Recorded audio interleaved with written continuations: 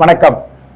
உலகெங்கும் வாழும் ஜோதிட நேரம் அன்பு நேயர்களே, உங்களை வணங்கி மகிழ்வது உங்கள் சித்த யோகி பேரம்பலவாணன். மனிதர்களுடைய மனசு ரொம்ப அற்புதமானது. அதனிலும் மிக அற்புதமானது மனிதருடைய முன்னேற்றத்திற்காக பாடுபடும் விதம். தொழில்காரகனாகிய சனி பகவான் வக்ர நிலையில் இருந்து கொண்டு நமக்கு சில அனுபவங்களை தந்தார். நீங்கள் போட்ட முதலீடு சரியாக செயல்பட்டுக்கிட்டு இருக்கோம். ஒரு சிலருக்கு ஏன்னு கேட்டால் பிறக்கும்போது அவங்க வக்கரத்தில் இருந்திருப்பாங்க, அவங்களுக்கு சிறப்பாக இருக்கும். திடீர்னு இப்போ வக்கர நிவர்த்தி ஆனோன்னா ஸ்ட்ரக் ஆகும். சில பேருக்கு அப்போலேருந்து எந்த பிரச்சனையும் எது செஞ்சாலும் பிரச்சனையாக இருந்ததுன்னா இப்போ வக்கர நிவர்த்தி ஆனோன்னா நல்லது செய்யும்.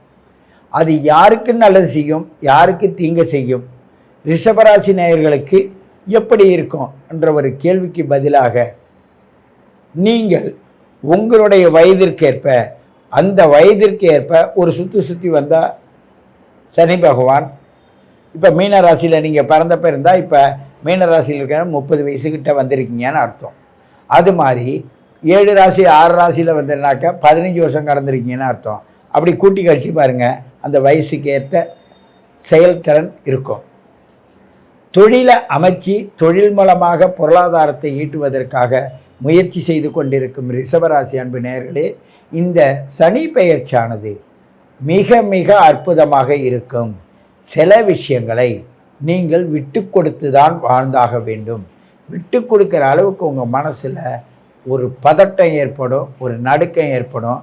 எதை தான் விட்டு கொடுக்கறது, எதை விட்டு கொடுக்கறது இல்லைன்ற ஒரு மன துடிப்பில் தான் நீங்கள் இருப்பீங்க. ஆனால் பொருளாதாரத்தை போட்டு பொருளாதாரத்தை எடுக்கும் ஆற்றல் படைத்த நீங்கள், உங்களுக்கு இந்த சனி வக்கர நிவர்த்தியானது உங்களுக்கு மனசில் ஒரு மாற்றத்தை ஏற்படுத்தும். 3ஆம் பார்வையாக பார்க்கறதுனால, சிரசில் அது வர பார்க்கறதுனால ஒரு தலை சுத்தல், மயக்கம், அவங்கவுங்க வயசுக்கு ஏற்றது போலன்னு ஒரு வார்த்தையை சொல்கிறேன். ஏன்னு கேட்டால், சின்ன பைசனுக்கு தலை சுற்றுதுனாக்கா நான் ஸ்கூலுக்கு போக மாட்டேன், அடம் பிடிச்சிக்கிட்டு எனக்கு தலையெல்லாம் வலிக்குதுமான்மா. ஒரு 20 வயசு பொண்ணாக இருந்தால் காலேஜ் போகிறேன்னு சொல்லிட்டு எங்கேயாவது போவோம் வரும். கேட்டால் எங்கே போனேன்னா பொய் சொல்லும், இல்லை உண்மை தான் சொல்லும், ஆனால் நம்ம நம்ப மாட்டோம், பொய்யின்னுவோம். ஒரு 20 வயசுலேருந்து 30 வயசாக இருந்தால் எனக்கு டயர்டாக இருக்குது, வேலைக்கு போக முடியல, ஆனால் வீட்டில் படுக்கிற சூழ்நிலை வரும். 30 வயசுலேருந்து 40 வயசாக இருந்தால் நான் வீடு கட்டுறதுக்கு பணத்தை கொடுத்தேன், திருப்பி கொடுக்க மாட்டேறான், இல்லை நான் கட்டுவான்னு நினச்சேன் அவன் செய்யலை. இது மாதிரி வீடு சம்மந்தமான பிரச்சனை வரும். 40 வயசுலேருந்து ஒரு 50 வயசாக இருக்கிறவங்களாக இருந்தால் அவங்க என்ன செய்வாங்கன்னா, என்னுடைய எதிர்காலத்தில் என் பிள்ளைங்கள்லாம் நல்ல வழிக்கு வருவாங்களா என்ற ஒரு சந்தேகம் வந்துடும். இப்படி வயதிற்கு ஏற்ப குணாதிசயங்களும் பொருளாதார வசதியும் அவங்கவுங்க சக்திக்கு ஏற்ப அவங்க போட்ட முதலீட்டுக்கு ஏற்ப லாபத்தை எதிர்பார்ப்பார்கள். லாபத்தில் தான் சனி பகவான் இருக்கார், அதுவும் வக்கர நிவர்த்தியாகி இருக்கிறார். பிறக்கும்போது வக்கர நிவர்த்தியில் இருந்தால் இப்பொழுது நல்லது செய்யும்.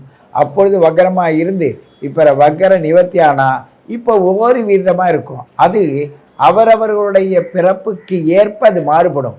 ஆகையினால் இது உங்களுடைய date of birth, time of birth, place of birth கொடுத்து நீங்கள் கான்டாக்ட் பண்ணும்போது உங்களுக்காக ஆடியோ வீடியோ எல்லாத்தையும் போட்டு உங்களுக்கு 1 வருஷ பலனை நீங்களே பார்க்குற மாதிரி சொல்லி கொடுத்து உங்களோடு நான் கலந்துரையாடும் போது உங்கள் வம்சாவழியெல்லாம் எப்படி இருந்தது என்ற தெளிவினை நீங்கள் பெற்ற பிறகு எந்த வழியில் சென்றால் எப்படி எளிமையாக பொருளாதாரத்தை மீட்கலாம், குடும்ப பிரச்சனையிலிருந்து விடுபடலாம், பிள்ளைங்க படிப்புக்கு எப்படியெல்லாம் செய்யலான்ற ஒரு சூட்சமத்தையும் நுட்பத்தையும் உணர முடியும் என்று என்னுடைய அனுபவ ரீதியாக இந்த சனி பகவான் என்ன செய்வார் என்று உங்களுக்கு சொல்கிறேன். காரணம் என்னென்னா, உங்களுடைய குழந்தை பாவத்தையும் இந்த சனி பகவான் பார்க்குறாரு. ஆகையினால அவங்க அடம் பிடிப்பாங்க. இல்லை அவங்களுடைய தேவையை நீங்கள் பூர்த்தி செய்வதற்காக கடன் வாங்க வேண்டி வரும். இல்லை நீங்கள் அவங்களுக்காக ஒரு முயற்சி எடுக்கும்போது எக்காரணத்தை கொண்டும் கோவப்பட்டு பிள்ளைங்களை அடிக்காதீங்க, வீட்டை விட்டு ஓடி போயிடுவாங்க. ஏன்னு கேட்டால் அவங்க மனசு அப்படி தான் இருக்குது இப்பொழுதுக்கு. அங்கே ராகு பகவானும் கேது பகவானும் அவங்களுடைய சுகஸ்தானத்தில் இருக்கும்போது இந்த ரிஷபராசிக்கு, ஏன் பெரியவங்களாக இருந்தாலும் சரி, நான் பிஸ்னஸ் பண்ண போகிறேன்னு பணத்தை எடுத்துக்கிட்டு வேறு ஊருக்கு போய் அங்கே பணத்தை தொலைச்சிப்பட்டு அவதிப்பட்டு திரும்பியும் வந்து கதையை சொல்லுவாங்க. அப்படிப்பட்ட சில பேர் இருப்பாங்க.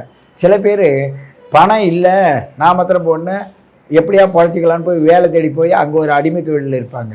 அது அவரவர்கள் வாங்கி வந்த வரம்.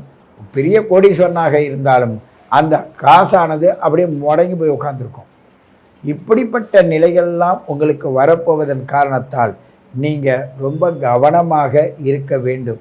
அப்போ தான் உங்களுக்கு நல்ல விதமான ஒரு நல்ல சூழ்நிலை அமையும். அந்த சூழ்நிலை அமைவதற்கு நீங்கள் தான் வழிவகுத்துக்க வேண்டும். ஏன்னு கேட்டால் கிரகங்கள் என்பது 9, 9 சேர்ந்தது தான் நீங்கள். ஆனால் அந்த 9 நேர்ந்த நீங்கள் உடம்பா இல்லை, பொருளாக இருக்கிறீங்க. பூமியை விட்டு எடுத்து போகாத விஷயத்துல எல்லாம் உங்களுடைய முழு கவனம் இருக்கும். இது ரிஷபராசிகளுடைய தனிப்பட்ட அனுபவ உண்மை. அப்படிப்பட்ட உண்மையை கொண்ட நீங்கள் எப்படி இருக்குன்னா, உடல் மீது கவனம் வைக்க வேண்டும். அந்த உடல் மீது கவனம் வைத்தால் உங்கள் பொருளாதாரம் போனால் கூட, அதாவது தலைக்கு வந்தது தலப்பாவோட போச்சுன்னு நீங்கள் நினச்சிங்கன்னா நீங்களும் பாதுகாப்பாக இருப்பீங்க. உங்களுடைய பொருளாதாரமும் கொஞ்சம் போனாலும் மீதி மிஞ்சும். ஆனால் எல்லாத்துலேயும் கணக்கு பார்த்தீங்கன்னா பிரச்சனை தான் வரும். குடும்பத்திற்குள்ள பிரச்சனைகள் வரும். அதை கவனமாக இருங்க. அதே நேரத்தில் உங்களுடைய ஆயுள் சம்பந்தமான விஷயத்தில் உங்களுக்கு ஜாதகத்தில் சனி செவ்வாய் சேர்ந்துருந்ததுன்னா கண்டிப்பாக ஆக்சிடெண்ட் சூழ்நிலைலாம் வரும். ஆகையினால் சனி பார்த்தாலோ செவ்வாய் பார்த்தாலோ ஒருவர் சேர்ந்திருந்தாலும் உங்கள் ஜாதகத்தில் உங்களுக்கு இது மாதிரி பிரச்சனை வரும். விபத்துங்கிறது எப்படி வரும்? உயிர் போகிற அளவுக்கு வருமா, இல்லை பிறருக்காக தலையிடுறதுனால எனக்கு பிரச்சனை வருமா?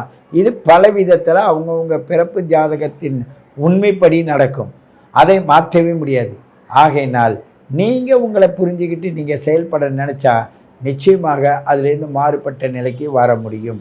ஏன்னு கேட்டால் உபாயம் என்பது அபாயம் வரும்போது நீங்கள் உங்களை யோசித்தால் மட்டும்தான் அதை நீங்கள் தான் சரி பண்ண முடியுமே தவிர, அதற்கு நீங்கள் சரியான ஆலோசகரை தேடி சரியான ஆலோசனை பெற்று அது சரியான முறையில் செயல்படுவது உங்கள் கையில் இருக்குது. ஆகையினால் ரிஷபராசி அன்பு நேயர்கள் இந்த சனி பெயர்ச்சியை பொறுத்தவரையும் ரொம்ப கவனமாக மிக சாமர்த்தியமாக செயல்பட வேண்டும்.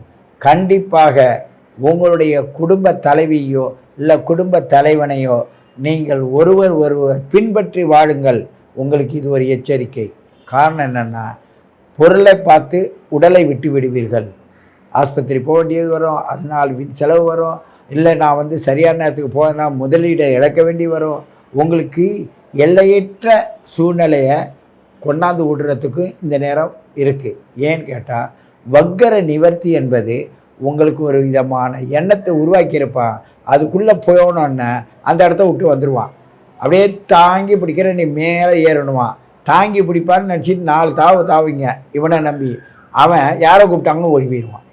அப்போ மேலும் போக முடியாது, கீழே போக முடியாது. கத்துற மாதிரி தான் இந்த வக்கர நிவர்த்தி இந்த ரிஷபராசி நேயர்களுக்கு பண்ணும்.